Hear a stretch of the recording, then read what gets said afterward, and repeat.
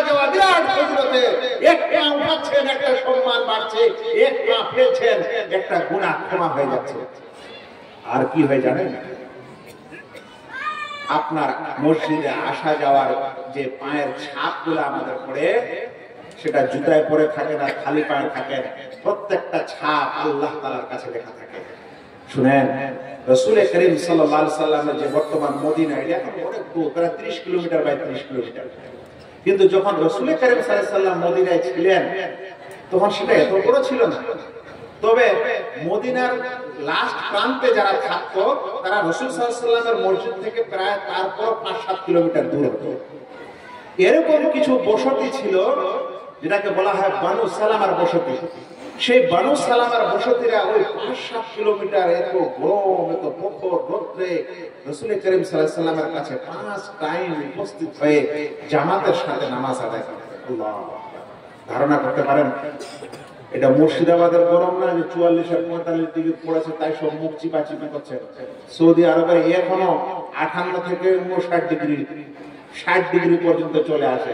শেষ পর্যন্ত যারা কর্মচারী তাদের কাজ অফ হয়ে যায়, কারণ বেশি গরম হলে ওখানে কর্মচারীদের কাজ করা নিষেধ আছে, এটা আইনত। তো যখন 50 ডিগ্রি পার হবে, 50-55 ডিগ্রি, তখনই ওদের কাজ অফ হয়ে যায়। ওই রোদে আর ওই গরমে যদি আপনি পাটা ফেলেন, ফসকা পড়া ছাড়া কোনো উপায় নাই। আচ্ছা বলেন তো, সাহাবারা, ওই বানু সালমা গোত্রের সাহাবারা অত দূর থেকে আসা যাওয়া করতেন, ওদের কত কষ্ট হতো।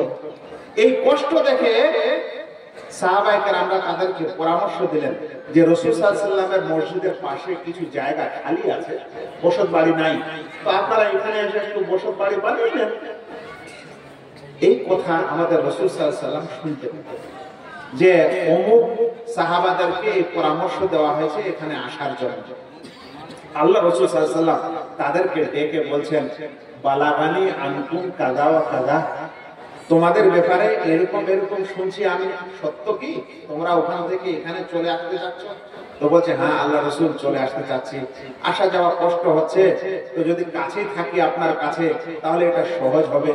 প্রিয় নবী মুহাম্মদ মুস্তাফা সাল্লাল্লাহু আলাইহি ওয়াসাল্লাম তাদের এই কথা শুনে বলছেন, দিয়ারাকুম তুকতাবু আসারুকুম, দিয়ারাকুম তুকতাবু আসারুকুম, তোমরা তোমাদের বাড়িতেই থাকো, ওখান থেকেই তোমরা আসা যাওয়া করো।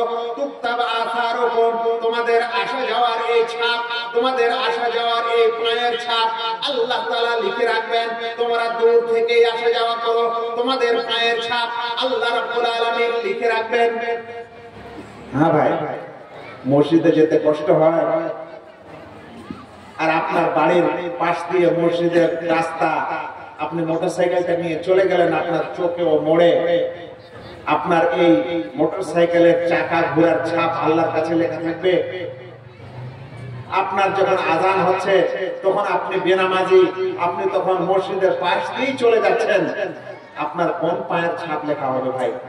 আপনার সকাল বিকাল বরং 24 ঘন্টা একটা চায়ের দোকানে যাওয়া আসা, চা পান করা, গিবত গুজব করা, এগুলাই লেখা থাকবে। আল্লাহ তাআলার কাছে পায়ের ছাপ আপনার লেখা থাকবে। ভাইরা, একটি হাদিস আরো সুন্দর করে মনে রাখেন। প্রিয় নবী মুহাম্মদ মুস্তাফা সাল্লাল্লাহু আলাইহি ওয়াসাল্লাম বলেছেন, যেই মানুষেরা অন্ধকারে মসজিদে আসা যাওয়া করবে তাদের জন্য কিয়ামতের দিনে আলো এবং লাইট তাদেরকে দেওয়া হবে। এটা একটা ভালো জিনিস, একটু সুন্দর করে বুঝেন, শুনেন। এই যখন কিয়ামতের ময়দানে বিচার আচার হবে, হিসাব নিকাশ হবে, তো কাফেরদেরকে প্রথমে 3 ভাগের মানুষ থাকবে ভাই। একটা হলো কাফের, ওদেরকে কিয়ামতের মাঠে ধাক্কেই জাহান্নামে ফেলে দেওয়া হবে, ওদের কোনো হিসাব নিকাশ নেই। দ্বিতীয় বাকি থেকে যাবে ইহুদি এবং খ্রিস্টানরা, তাদেরকে আল্লাহ বলবেন কিয়ামতের ময়দানে, তোমরা কার ইবাদত করেছিলে দুনিয়াতে? তোমরা কি ঈসাকে আল্লাহর পুত্র বলে তার ইবাদত করনি? তোমরা কি ওযাইরকে আল্লাহর পুত্র বলে তার ইবাদত করনি? ওরা একটু অস্বীকার করার চেষ্টা করবে। আল্লাহ বলবেন, তোমরা মিথ্যা বলছো, কিন্তু বলো আজ আমার কাছে কি চাও? তখন ওই সকল সম্প্রদায় বলবে, আল্লাহ খুব তৃষ্ণা লেগেছে, আল্লাহ একটু পানি চাই। তখন আল্লাহ জাহান্নামের দিকে বলবেন যে যাও, ওইদিকে যাও। যখন ওই দিকে তারা যাবে, দূর থেকে মরিচিকা হয় না, মরিচিকা বালির উপর নচেত ওই রাস্তার রোডের উপর গরমের দিনে দূর থেকে মনে হচ্ছে পানি আছে পানি আছে। তখন এই ইহুদি এবং খ্রিস্টানরা যখন ওখানে যাবে তখন জাহান্নামে তারা পড়ে যাবে। বাকি থাকবে কিয়ামতের ময়দানে মুমিনরা আর মুনাফিকরা। মুনাফিকরা কেন থাকবে? এরা তো জাহান্নামী। ওলামারা বলছেন কারণ দুনিয়াতে এরা মুমিনদেরকে ধোঁকা দিয়েছিল। এরা বলেছিল যে আমরা যখন মুসলমানদের সাথে থাকতো মুনাফিকরা, তখন বলতো আমরা মুসলমান আমরা মুসলমান, আর যখন চলে যেত ওই মজলিস থেকে তখন কাফেরদের সাথে থাকতো এবং বলতো আমরা তোমাদের সাথেই আছি। তো আল্লাহ কিয়ামতের ময়দানে তাদের এই আচরণের উপর তাদেরকে উচিত শাস্তি দিবেন। এতক্ষণ পর্যন্ত এরা মুসলিমদের সাথেই থাকবে, এরা ভাববে হয়তো আমরাও জান্নাতে যাব, আমরা হয়তো জান্নাতে যাওয়ার সুযোগ পাবো। কিন্তু কি ঘটবে জানেন?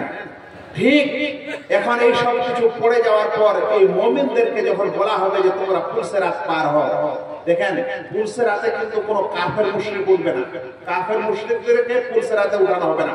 উঠানো হবে যাদের কাছে ঈমান আছে, যদিও ঈমান দুর্বল হয়, যদিও গুনাহগার হয়, যতই গুনাহগার হোক না কেন ঈমান আছে, তাহলে তাদেরকে পুলসিরাতে উঠানো হবে। যখন পুলসিরাতে আমরা উঠতে যাব, ঠিক তার আগেই কিয়ামতের ময়দান অন্ধকার হয়ে যাবে।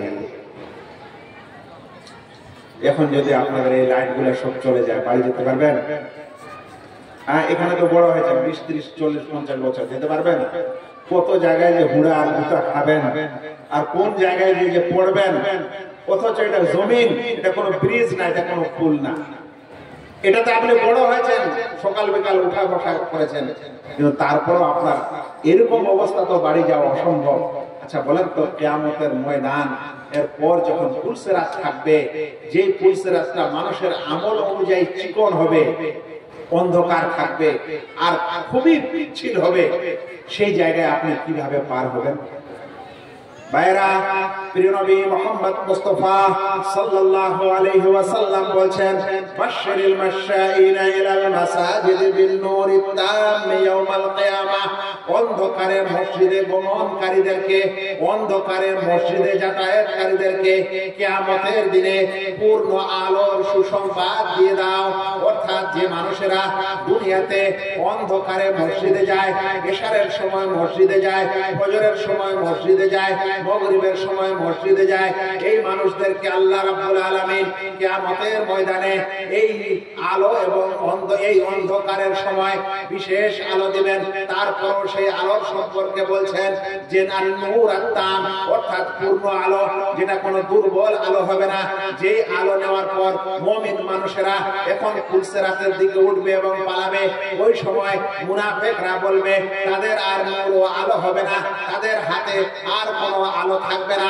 মুমিনেরা যখন আলো পাচ্ছে আর সেই আলো নিয়ে পুলসিরাতে উঠবে, তখন মুনাফিকরা বলবে, হে মুমিন ভাইরা, আমাদেরকেও একটু নূর দাও, আমাদেরকেও একটু আলো দাও। তখন আল্লাহ রাব্বুল আলামিন বলবেন, পিছে দেখো।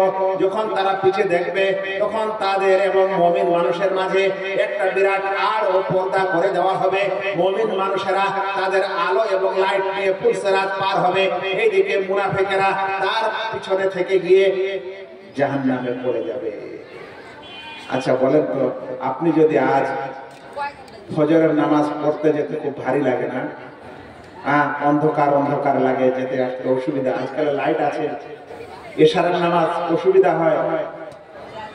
আপনি চিন্তা করছেন সেদিন আপনার জন্য আলো অপেক্ষা করবে এই সকল নামাজের কারণে। আর যে মানুষ বেনামাজি, তার কোন আলো হবে? এই জন্য বেনামাজিকে মুনাফিক বলা ঠিক আছে। কেন বলছো মুনাফিক বলা ঠিক আছে? না, আলো নাই তো, ওই তো কিয়ামতের ময়দানে এরও আলো হবে না, ওরও আলো হবে না। নামাজি পড়ে ওর আলো হবে কি করার থেকে? ও ফজরে যায়নি, আলো হবে কি করে?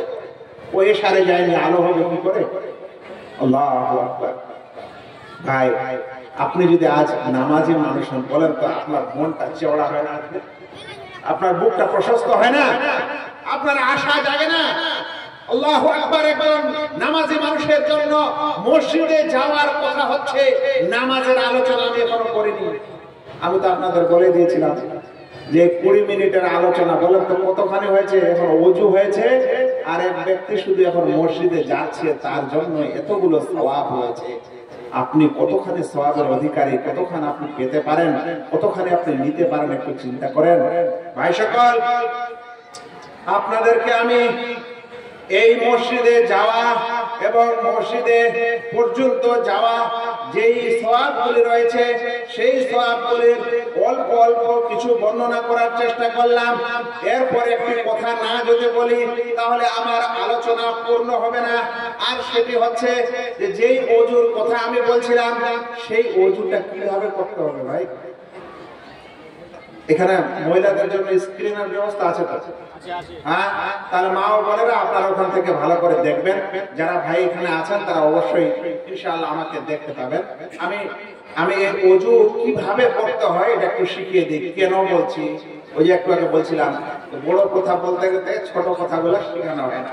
দ্বিতীয় কথা, আপনি আজ বুঝতে পারবেন যে আপনার ওযুতে কোনো ভুল ত্রুটি আছে কিনা।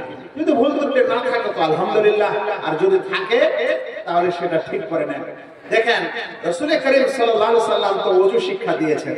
তিনি মারা গেলেন, মারা যাওয়ার পর সাহাবায়ে কেরাম রাদিয়াল্লাহু তাআলা আনহুম তারাও কিন্তু ওযু শিক্ষা নিয়েছেন।